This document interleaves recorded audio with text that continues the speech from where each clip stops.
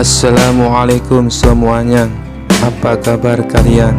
Semoga dalam keadaan sehat dan dilancarkan rezekinya oleh Allah. Amin ya robbal alamin. Dikisahkan Abu Nawas mempunyai seekor burung nuri yang cantik. Tiap pagi dan sore Abu Nawas rajin memandikan burungnya. Pada suatu ketika, Baginda Raja Harun al-Rasyid bertandang ke rumah Abu Nawas. Kedatangan paduka raja yang tiba-tiba itu membuat Abu Nawas kaget. Pasalnya di rumah Abu Nawas tidak tersedia makanan untuk menjamu sang raja. Tidak usah repot-repot Abu Nawas, saya hanya mampir sebentar. Bagaimana kabarmu? Lama sekali kamu tidak ke istana, ucap sang raja. Alhamdulillah, keadaan saya baik-baik saja, Paduka, balas Abu Nawas. Paduka Raja mengamati sekeliling rumah Abu Nawas. Saat matanya tertuju ke pojokan rumah, Paduka Raja melihat seekor burung nuri di dalam sangkar. Kamu sekarang memelihara burung, wahai Abu Nawas? Tanya sang raja. Betul sekali, Paduka yang mulia, jawab Abu Nawas. Sang raja kembali berkata, burung kamu bagus, bulunya juga indah. Saya suka sekali melihatnya. Kalau kamu berniat menjualnya, jangan dia tawarkan kepada orang lain. Tawarkan saja kepadaku. Berapapun harganya, pasti aku akan membayarnya. Abu Nawas tidak menjawab, ia hanya menganggukkan kepalanya. Tapi dalam hati Abu Nawas berkata, mana mungkin aku menjual burung yang tidak berharga ini kepada Baginda Raja. Keesokan paginya, Abu Nawas datang ke istana. Dia datang dengan membawa burung nuri yang diinginkan Baginda Raja. Abu Nawas tidak ingin menjualnya. Dia ingin memberikan cuma-cuma kepada Baginda Raja. Tapi di pintu gerbang istana, dua orang pengawal menahannya. Mereka berdua adalah kepercayaan menteri istana yang dengki kepada Abu Nawas. Ada keperluan apa kamu datang kemari? Tanya pengawal. Abu Nawas menjawab, tempo hari Paduka Raja datang ke rumah saya dan menyukai burung saya. Oleh sebab itu, saya ingin memberikan burung ini kepada Paduka Raja. Salah seorang pengawal berkata, tinggalkan saja burung jelek itu di sini, biar aku yang menyerahkan kepada Paduka Raja. Abu Nawas pun menurut. Dalam situasi seperti ini, ia tidak mungkin melawan. Tapi suatu saat mereka pasti akan mendapatkan balasannya. Kedua pengawal itu lalu menukar burung Abu Nawas dengan burung gereja. Setelah itu diserahkan kepada Paduka Raja. Paduka yang mulia, ini ada titipan burung dari Abu Nawas, ucap pengawal. Kurang ajar Abu Nawas, kata sang raja dengan nada penuh emosi. Sang raja merasa terhina dengan perbuatan Abu Nawas. Burung nuri yang diharapkannya, tapi burung gereja yang dikirimkan. Sang menteri yang dengki dengan Abu Nawas tersenyum puas melihat kinerja anak buahnya. Kali ini engkau pasti akan kena hukuman, wahai Abu Nawas, ujarnya dalam hati. Tanpa menunggu waktu, saat itu juga Baginda Raja mendatangi Abu Nawas.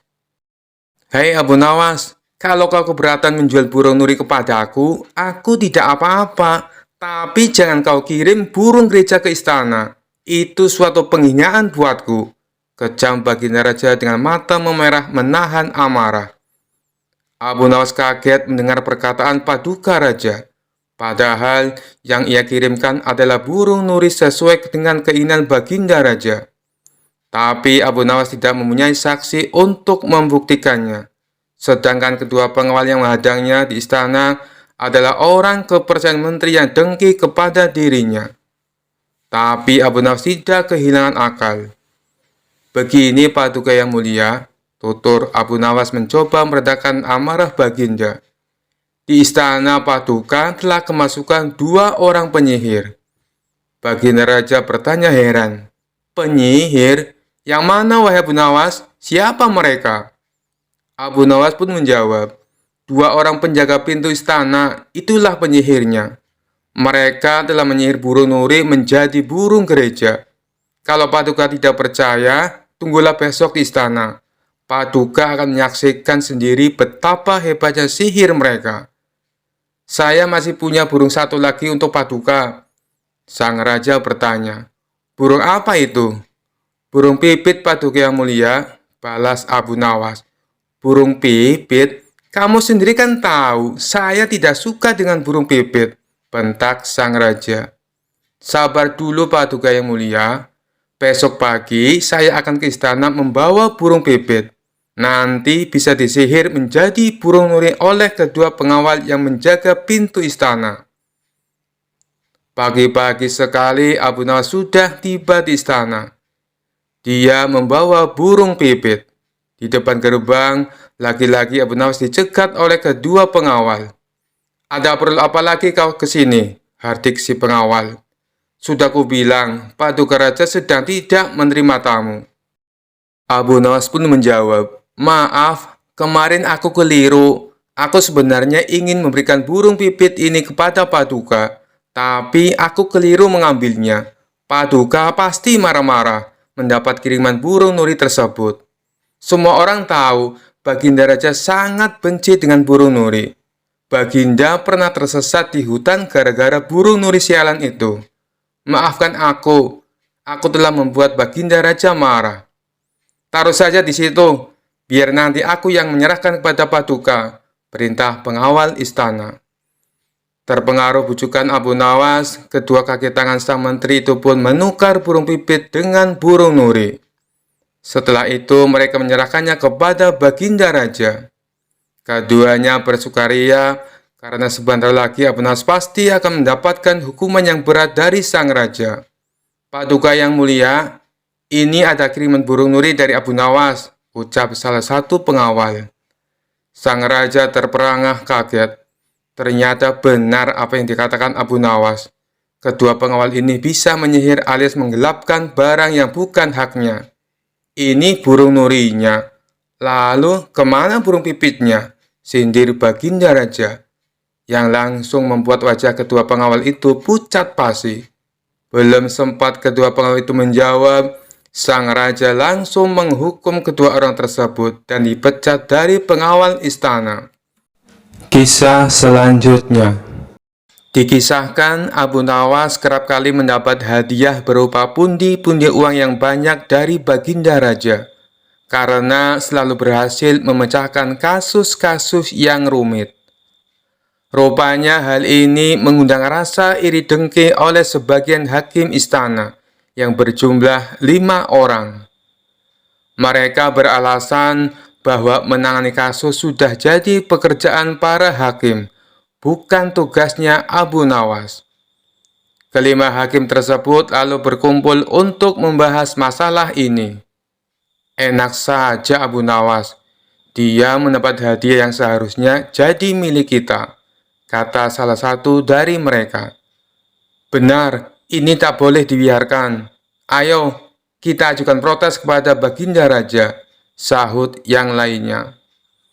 Maka kelima hakim ini menghadap Baginda Raja dan menyatakan keberatannya.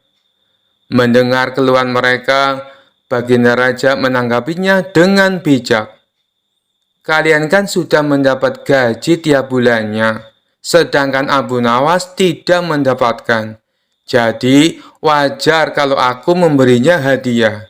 Itu sebagai rasa terima kasih, karena telah membantu menyelesaikan masalah, tutur Baginda Raja. Tapi itu kan seharusnya sudah menjadi tugas kami. Kenapa Paduka berikan kepada Abu Nawas? Protes salah satu hakim. Saya tahu kalian orang pintar dan berpendidikan, tapi kasus yang aku percayakan pada Abu Nawas butuh kecerdasan dan kebijaksanaan, terang Baginda Raja. Soal kebijaksanaan, kami juga bisa, Paduka yang mulia, ujar mereka. Karena mereka bersikukuh dengan pendiriannya, akhirnya Baginda Raja membuat sebuah tantangan. Baiklah, akan saya uji kalian dengan kasus yang sederhana. Jika kalian bisa memecahkannya, saya tidak akan lagi meminta bantuan Abu Nawas, kata Baginda Raja. Kemudian baginda raja perintahkan pelayan untuk membawakan papan tulis. Lalu di papan tulis tersebut baginda raja menggambar garis dengan panjang 100 cm. Sekarang masing-masing dari kalian maju dan perpendek garis ini, perintah baginda raja. Hakim pertama maju ke depan. Ia menghapus 20 cm dari garis itu, dan kini menjadi 80 cm. Selanjutnya, baginda raja mempersilahkan hakim kedua untuk melakukan hal yang sama.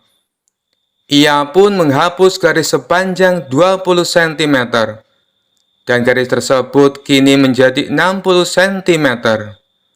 Hakim ketiga dan hakim keempat pun maju ke depan. Mereka berdua melakukan hal yang sama, hingga garis itu tinggal 20 cm. Tibalah giliran hakim yang kelima. Ia terlihat kebingungan, tak tahu harus bagaimana. Kemudian baginda raja bertanya, "Apakah engkau akan melakukan hal yang sama seperti kawanmu? Kalau demikian, garisnya akan hilang. Padahal yang aku minta perpendek garisnya, bukan menghilangkan garisnya. Tapi kalau hanya menghapus 10 cm, berarti kau telah berbuat tidak adil, karena keempat kawanmu menghapus 20 cm. Lalu, bagaimana caramu memecahkan masalah ini? Kalau engkau kebingungan, silakan kamu tanya pada keempat kawanmu," ujar baginda raja. Kelima hakim tersebut mulai berpikir keras untuk mencari solusinya. Setelah sekian lama berpikir, mereka tak kunjung mendapatkan jawaban. "Ampun Paduka yang mulia, kami tidak tahu cara memecahkan masalah ini," kata mereka. "Baiklah, kalau kalian sudah menyerah, maka aku akan panggil Abu Nawas kemari." Singkat cerita, datanglah Abu Nawas. Ia lalu diperintah baginda raja untuk menyelesaikan masalah yang diberikan kepada 5 hakim tersebut. Tanpa pikir panjang, Abu Nawas langsung melaksanakan perintah baginda raja. Ia tidak menghapus garis yang tersisa 20 cm. Akan tetapi, ia menggambar garis yang baru, yang panjangnya 120 cm. Garis tersebut lebih panjang daripada garis yang pertama yang dibuat oleh baginda raja. Setelah Abu Nawas selesai dengan tugasnya, baginda raja lalu berkata kepada mereka, "Kalian lihat sendiri kan, bagaimana cara Abu Nawas menyelesaikan masalah untuk membuat garis menjadi pendek. Kalian tak perlu menghapusnya, cukup membuat garis baru yang lebih panjang. Maka garis pertama akan menjadi lebih pendek dengan sendirinya." Mendengar hal itu, kelima hakim tersebut menyadari akan kekeliruannya dan mengakui kecerdasan Abu Nawas akan sifat bijaknya dalam menyelesaikan sebuah masalah. Kisah selanjutnya. Suatu hari datanglah 3 orang desa menghadap Sultan Harun al-Rasyid di istana. Sultan Harun al-Rasyid yang waktu itu sedang duduk berbincang-bincang dengan para pejabat tinggi, langsung saja mempersilahkan ketiga orang itu untuk masuk. Setelah 3 orang itu membungkuk, salah seorang di antara mereka berkata, "Ampun beribu ampun baginda, karena kami telah mengganggu perbincangan baginda dengan para pejabat yang lain." "Tidak, kalian tidak mengganggu. Kami malah senang dengan kedatangan kalian. Memangnya ada apa kalian menghadapku? Adakah persoalan yang ingin kalian sampaikan?" "Begini baginda, saya Ahmad mempunyai 2 ekor kambing betina. Zulfikar mempunyai seekor kambing jantan, sedangkan Zubair tidak mempunyai kambing. Karena itulah Zubair yang setiap hari harus bekerja mengembalakan kambing. Apabila ketiga kambing itu beranak pinak, maka pembagian keuntungannya juga telah kami sepakati, yakni saya mendapat separuh dari jumlah kambing. Zulfikar memperoleh 1/3 dari jumlah kambing, Sedangkan Zubair yang mengembala dan merawatnya mendapat bagian 1/8-nya, terang Ahmad. Lantas, apakah kambing itu sekarang telah beranak pinak? Tanya Baginda Raja.